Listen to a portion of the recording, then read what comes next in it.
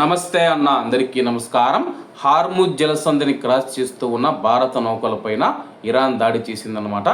అలాగే హార్ముజ్ జలసంధి ఓపెన్ చేసినట్లు తెలియగానే అన్ని నౌకలు హార్ముజ్ జలసంధిని క్రాస్ చేస్తూ ఉన్నాయి. ఉన్నట్లుండి ఆకస్మికంగా మనం చూసుకుంటే ఇరాన్ హార్ముజ్ జలసంధిని మూసివేస్తూ ఉన్నట్టు ప్రకటించింది. ఆ నేపథ్యంలో ఆ జలసంధిని క్రాస్ చేస్తూ ఉన్న భారత నౌకలపైన ఐఆర్జీసీ నేవీ మనం చూసుకుంటే కాల్పులు జరిపిందనమాట. హార్ముజ్ జలసంధి దాటుతూ ఉన్న సమయంలో భారత జెండా కలిగిన 2 చమురు నౌకలపైన దాడి జరిగినట్లు భారత విదేశాంగ మంత్రిత్వ శాఖ ధృవీకరించింది. శనివారం ఈ ఘటన చోటు చేసుకున్నట్లు అధికారిక ప్రకటనలో పేర్కొంది. చమురు సరుకు తీసుకువెళుతూ ఉన్న ఈ నౌకలు హార్ముజ్ జలసంధిని దాటే ప్రయత్నంలో ఉండగా దాడికి గురైనట్లు సమాచారం.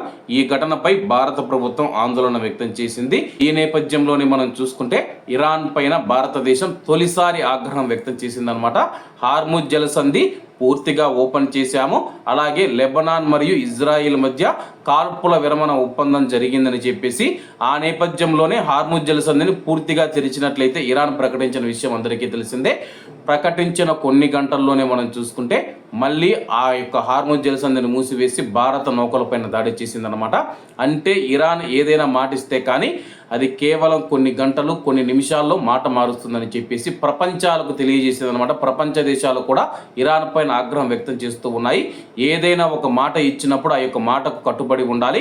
ఆ యొక్క మాటకు కట్టుబడి ఉండకుండా మళ్ళీ హార్ముజ్ జలసంధిని మూసివేయడం ఏంటని ప్రశ్నిస్తూ ఉన్నాయి. ఇరాన్ వాదన ఎలా ఉందంటే కానీ అమెరికా మా యొక్క ఓడరేవులను దిగ్బంధం చేసింది, ఆ యొక్క దిగ్బంధనం ఓపెన్ చేయలేదు, అందుకే మేము హార్ముజ్ జలసంధిని మూసివేశామని చెప్పి ఇరాన్ మరోవైపు ప్రకటిస్తూ వస్తుందన్నమాట. ఏది ఏమైనా సరే కానీ ప్రస్తుతం భారతదేశంతో సహా ప్రపంచ దేశాలు హార్ముజ్ జలసంధి అవసరమున్న దేశాలు ఏవైతే ఉన్నాయో ఆ దేశాలు ఇరాన్ పైన ఆగ్రహం వ్యక్తం చేస్తూ ఉన్నాయి. మరికొన్ని దేశాలు ముందడుగు వేసి ఇరాన్కు హెచ్చరికలు కూడా జారీ చేశాయి. కాబట్టి అందరూ బాగుండాలి, అందులో మనం ఉండాలి. అందరికీ నమస్తే అన్న, జై హింద్.